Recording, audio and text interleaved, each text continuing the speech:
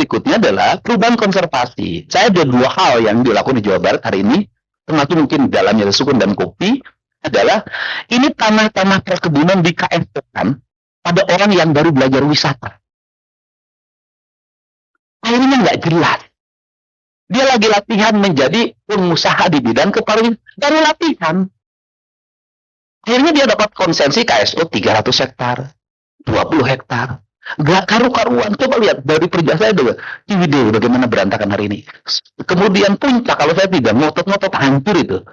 Ciater, hancur itu semua. Saya katakan tidak bisa. Tata ruangnya ganti, hijaukan kembali. Tidak ada perpanjangan izin.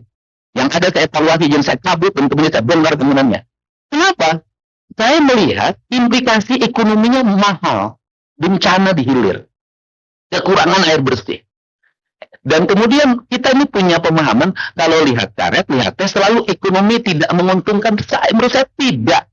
Kalau kemudian itu dipahami sebagai ekonomi tidak menguntungkan, kenapa tidak dipahami oleh konservasi? Kalau kebun teh dicabutin, berapa biaya longsor yang harus ditebus? Di Sukabumi hari ini ada 9.000 rumah yang belum terrecovery pembangunannya karena longsor. Rusak Sukabumi karena perubahan ekosistem pembangunannya. Di situ ada tambang emas ilegal, ada tambang resmi, ada pabrik semen. Sehebat apapun pemerintah provinsi bangun infrastruktur, kalau mobilnya 40 ton, 50 ton, nggak selesai ini negara. Nah, sehingga saya ingin merubah itu. Pemerintah provinsi sudah MOU dengan PTPN, dan ada Arta Geraha Peduli yang akan support untuk penataannya.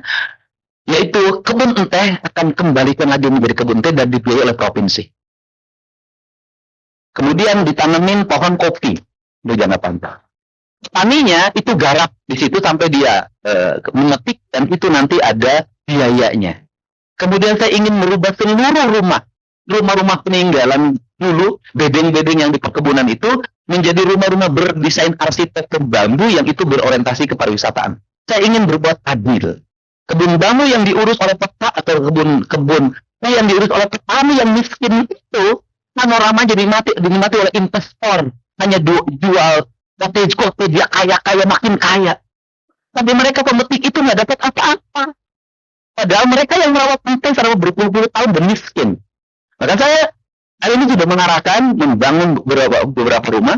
Nanti rumah-rumah itu akan saya bangun dengan desain arsitektur yang indah seperti mereka cottage dibangun. Saya siapin 3 kamar untuk para tamu. Saya didik anak-anak yang pemetik kebun teh itu ke pariwisataan, bagaimana menyajikan makanan, melayani tamu dan sejenisnya, sehingga nanti tidak lagi jatuh ke orang kaya, tapi nanti jatuh ke para pemetik itu. Kalau para pemetik dapat honor dari perkebunan hanya 1 juta misalnya, tapi dia dapat 3 juta per bulan dari sewa rumah, sewa kamar, menurut saya sudah menyelesaikan problem. Sehingga nanti konservasinya terjaga, ekosistemnya terjaga. Nah, termasuk perkebunan karet enggak, dalam jangka pendek ini di bulan November kami akan menanam jagung dan padi gogo, dan kemudian saya mau nanya PTPN, kamu pengen nanam apa? Nanam karet saya tanemin.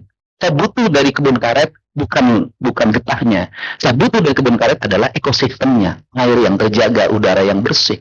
Dan dari situlah Jawa Barat terjaga. Saya meyakini betul, kalau Jawa Barat sudah kehilangan kebun tehnya, Jawa Barat kehilangan gunungnya, Jawa Barat kehilangan kebun bambunya. Saya selalu membuat perumpamaan Jawa Barat seperti seorang perempuan cantik yang dijual di tempat prostitusi. Waktu awalnya diminati, setelah 30-40 tahun ditinggalkan banyak orang dan berpenyakit. Dan saya melihat bahwa orang-orang yang selalu eksploitasi sumber daya alam, itu baik waktu awal. Waktu awal nemuin gubernurnya dengan penuh keramahan, segala ditawarin. Nemuin bupatinya, udah dapat izin, udah mengeksploitasi, udah habis, dia tinggalkan dan tidak mau menengok kembali. Ini karakter eksploitasi, dan kita sudah mendeklarasi Jawa Barat adalah provinsi gemah ripah repeh rapi, silih asah, silih asu, silih asi, silih asi, silih pikanya a. Maka saya tidak mau lagi ada eksploitasi, ada orang yang hanya ingin menyerap Jawa Barat dari sisi keuntungan tanpa mencintai. Saya ucapkan terima kasih. Semoga sukun menjadi kekuatan energi